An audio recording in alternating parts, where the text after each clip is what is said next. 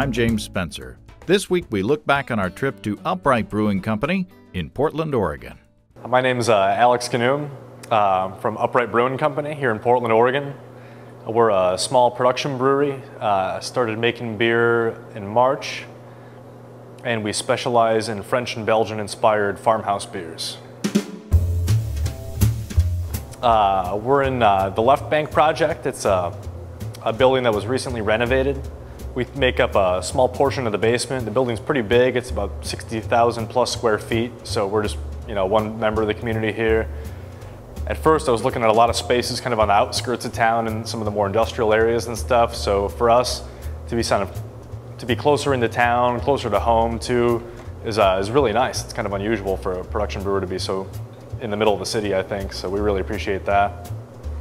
Portland has a really open palate. The audience here is phenomenal, and we can never take that for granted. I think our brewery on this sort of small scale probably wouldn't fly anywhere else in the country. I mean, I think we would have to seek out different markets for bottles and that sort of thing to just send all the stuff out.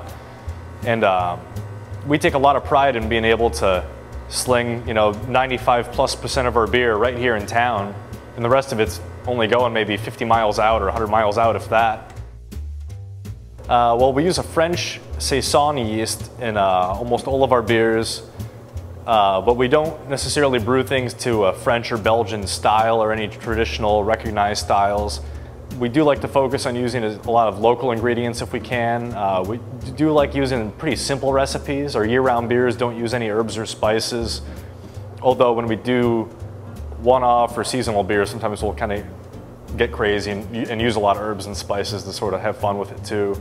But for the year-round beers, we like to keep them simple and straightforward. We like to make them food-friendly. We like to make them really drinkable. Our yeast is very high attenuator, so we think that they're good food beers. We think that they're good for drinking a lot of, which is something that we like, because some of the beers these days we feel like are getting really strong, and we really like drinking beer, and you just can't drink 10% beer all day. It's just, maybe you can, but we can't.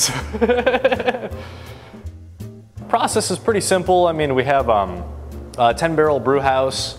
It's a direct fire kettle, infusion mash. It's really straightforward.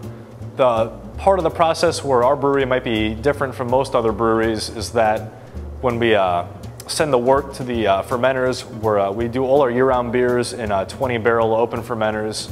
I really got hooked on it after spending a little bit of time at Brewery Omegang. There's just something really beautiful about it, I think. It's nice being able to see your beer. The closed tanks are really convenient in a lot of ways. And it's not like we have anything against using closed tanks by any means, but we thought that the beers that we're producing are sort of rustic as far as their flavor profile is concerned, and we wanted to keep the processing of the beers a little bit more rustic as well, and we feel like it's kind of more of a tie to history in that regard. And we suspect that we might get a fuller aromatic quality, specifically with the esters, in the open fermenters, but we haven't been able to confirm that yet until we do have one closed 10-barrel unit tank, like a modern tank, and we're pretty eager to run one of our year-round beers through that and process it the exact same way that we normally would, just to compare it and see really if there's much of a noticeable difference flavor-wise. So we'll probably do that sometime in the near future. We started filling up the barrels from the get-go here. We had 16 old Pinot Noir barrels really graciously donated to us by Labette Winery in McMinnville. And so we started filling those up with several different beers. We had a traditional English Old Ale as our inaugural beer, which was a lot of fun. We'd never brewed an Old Ale before, so it was quite a bit of fun. We put some Brettanomyces in it and stuff. We did a sour cherry version of our 4, which is the wheat beer. And that is recently released in kegs here around town. Although we still have half of that batch still in the barrels, and we'll probably let it go through the winter and then bottle it up in the spring. The rest of the barrels we've done a lot of like smaller projects with. We have a dark rye beer called 6 that we did 3 different versions of, one with chocolate, one with chilies, and one with Brettanomyces. The chocolate and chili version we ended up blending and releasing just a few weeks ago the Brettanomyces version. We're probably going to let go for a really long time. So. We're right down the street from Widmer. You can walk to Widmer from here in about 10 or 15 minutes. We really like their beers a lot. We go up there all the time. And Bridgeport too is really, really close by. And we go up there and we really enjoy their beers. And I think it's really funny to see how, obviously, the way that we work and the scale of things is drastically different between us and breweries like that. But in a lot of ways, we're making the same products. I feel like we're selling them to the same people. I think that's really cool. And being small is, it's fun. I mean, we're, not bound to a lot of things. We kind of feel like we can do what we want in here.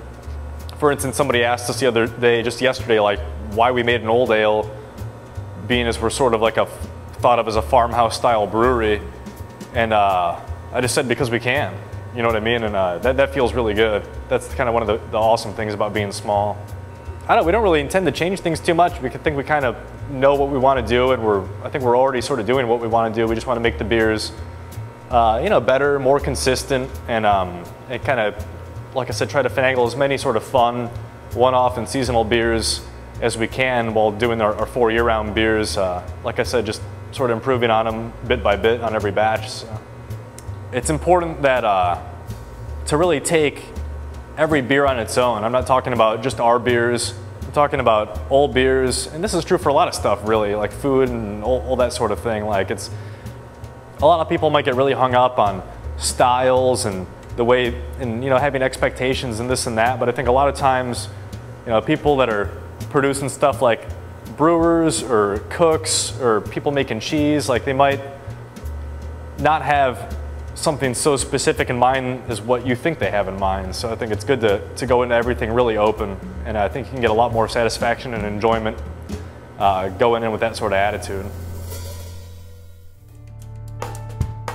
Come and visit us on the web. At basicbrewing.com, you can find archive lists of both our audio and video podcasts on home brewing.